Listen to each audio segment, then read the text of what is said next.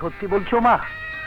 হ্যাঁ আঙ্কেল, আপনি কোনো চিন্তা করবেন না, আপনার মেয়ে তার মনের মতো স্বামীই পাবে। হ্যাঁ, বাবাজি আমার রাজপুত্র, ধন সম্পদের কথা আর কি বলবো।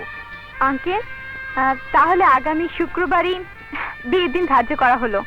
আলহামদুলিল্লাহ। হ্যাঁ মা, শুভ কাজের জন্য শুভ দিনক্ষণই ভালো। আলহামদুলিল্লাহ।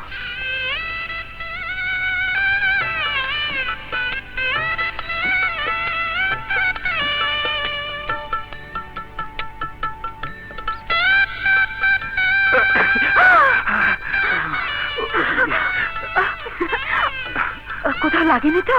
না না, লাগেনি।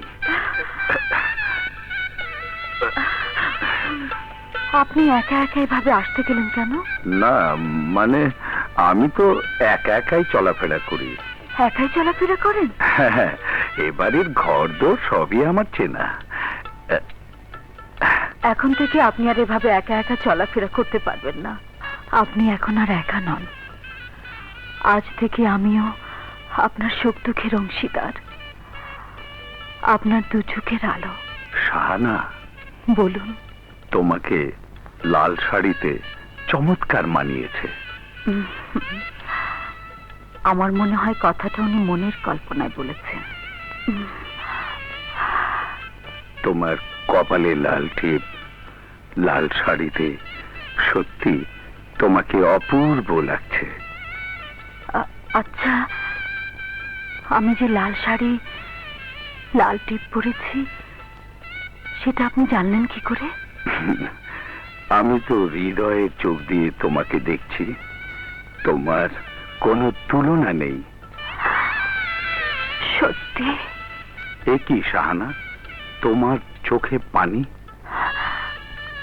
আপনি আপনি কি সত্যি অন্ধ? তোমার কি মনে হয়? আমার তো মনে হয় আপনি অন্ধ নন। হ্যাঁ শাহানা, তুমি ঠিকই বলেছ, আমি অন্ধ নই।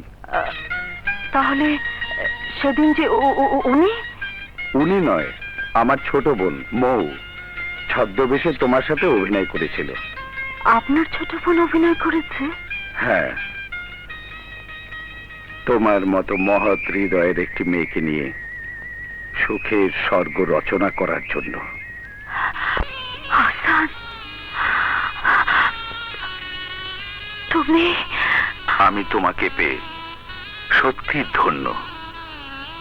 তুমি খুশি হওনি? হ্যাঁ, আমি তো চাওয়ার চেয়ে অনেক বেশি পেয়েছি। শাহানা, হাসান,